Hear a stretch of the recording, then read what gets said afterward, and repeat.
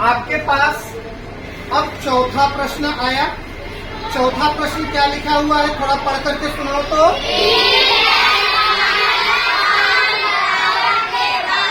क्या है? 3x - 5 बराबर 13। तो पहला काम क्या होगा, ये -5 को कहाँ ले जाना है, दाहिनी तरफ। तो यहाँ माइनस में है, उस तरफ जाएगा।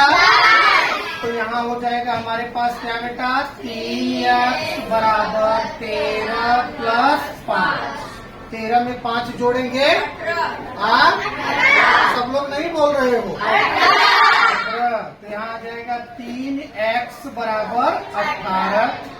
अब 3 का x के साथ कौन सा संबंध है, गुणा। तो बराबर से जब इसका पक्षांतर करेंगे तो ये 3 यहाँ गुणे के रूप में है, उस तरफ जाएगा। तो यहाँ x के बराबर 18/3।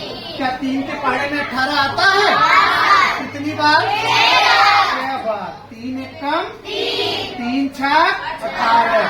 मतलब x के बराबर कितना आया बेटा, 6/1 का कोई मतलब नहीं है। समझ में आया ना? अब x के बराबर 6 आया, लेकिन हमें कंफ्यूजन है कि मेरा उत्तर सही है कि तो हम क्या करें, क्या करें, तो यहाँ हम करेंगे उत्तर की जांच। उत्तर की जांच। वाह भाई वाह। उत्तर की जांच में सबसे पहले प्रश्न को वैसे ही उतार लेंगे। बताओ प्रश्न क्या है बेटा। अब आपने x की वैल्यू कितनी निकाली है, तो x की जगह किसमें रखेंगे। अब 3 के साथ 6 का क्या हो जाएगा, क्योंकि 3 और x के बीच में कोई चिन्ह नहीं है। तो यहाँ हो जाएगा 3 गुणे 6 - 5 बराबर 13। 6 त्रिक 18 माइनस 5 बराबर 13। 18 में से 5 घट गया, 13 बराबर 13। दोनों पक्ष बराबर आ गए क्या?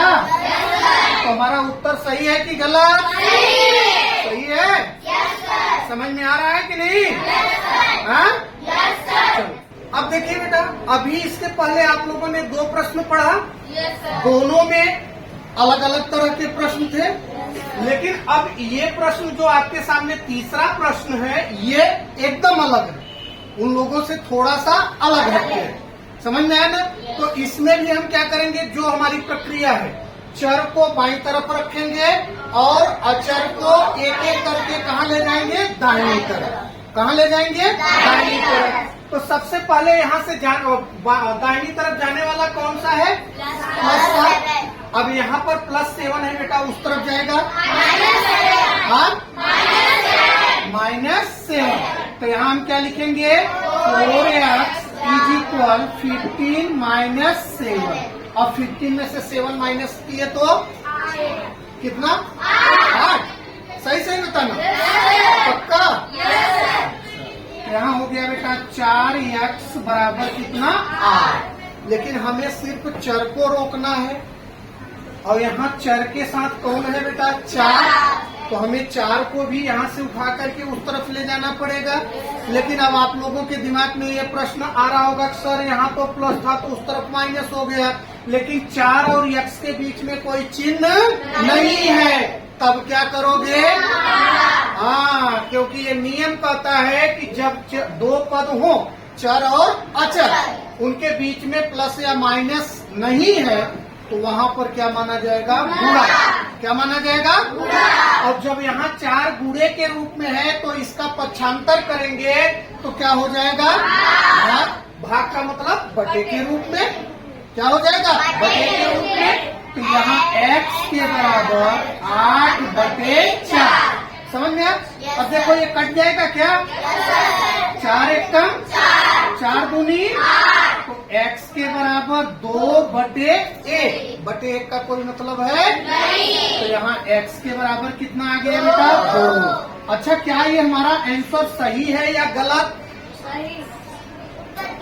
तो उसके लिए हम क्या करेंगे, उत्तर की जांच। उत्तर की जांच। तो यहाँ लिखेंगे उत्तर की जांच। क्या लिखेंगे? उत्तर की जांच। तो उत्तर की जांच करने से पहले हम क्या करेंगे? प्रश्न को वैसे ही उतार लेंगे। प्रश्न क्या है बेटा? 4x + 7 = 15। यही है ना? अब आपने x की वैल्यू कितनी निकाली? तो जहाँ 4x है तो यहाँ क्या लिखेंगे? 4 गुणे 2, क्योंकि 4 और x के बीच में कोई चिन्ह नहीं है, तो क्या माना जाएगा? गुणा। तो यहाँ हो जाएगा 4 गुणे 2 + 7 = 15। अब 4 दूनी 8 + 7 = 15। अब 8 में 7 जोड़े बेटा, 15 = 15। इसका मतलब हमारा आंसर सही है कि नहीं है? समझ में आया? गुड। तो बच्चों ध्यान दीजिए, अभी इसके पहले जो हम लोगों ने दो प्रश्न हल किए, उन दोनों में क्या थे? बटे वाले थे। लेकिन अब बटे वाले प्रश्न नहीं है, उनसे एकदम अलग प्रश्न है। अलग प्रश्न क्या आया? इसके पहले आपने जितना प्रश्न पढ़ा उसमें चर संख्या हमेशा कहाँ रहा? बाएं पक्ष में। लेकिन अब यहाँ पर बाएं पक्ष में भी है और दाएं पक्ष में। ऐसे सिचुएशन में आप क्या करोगे? तो ऐसे सिचुएशन में हमेशा ध्यान रखना कि चर वाली संख्या मतलब अक्षर वाली संख्या को एक साइड मतलब बाएं तरफ कर लो, और जो अंक वाली संख्या है उनको दाहिने तरफ ले जाओ। कहाँ ले जाओ? दाहिने तरफ, RHS में। ठीक है? तो यहाँ से अगर देखें तो ये तो बाएं पक्ष में है ही। अब दाएं पक्ष से कौन इधर आएगा? x। तो x यहाँ पर किस रूप में है? प्लस में है कि माइनस में है? हाँ, प्लस में है। इस तरफ आएगा तो क्या होगा? माइनस। और ये -3 है, उस तरफ जाएगा तो क्या होगा? प्लस। तो यहाँ हो जाएगा 5x। अब ये प्लस में था, इस तरफ आया तो -x बराबर, पहले से यहाँ कितना है बेटा? 17। तो 17 रखेंगे। अब ये -3 है, ये बाएं पक्ष से कहाँ जा रहा है? दाहिने पक्ष में। तो ये माइनस की जगह क्या हो जाएगा? +3।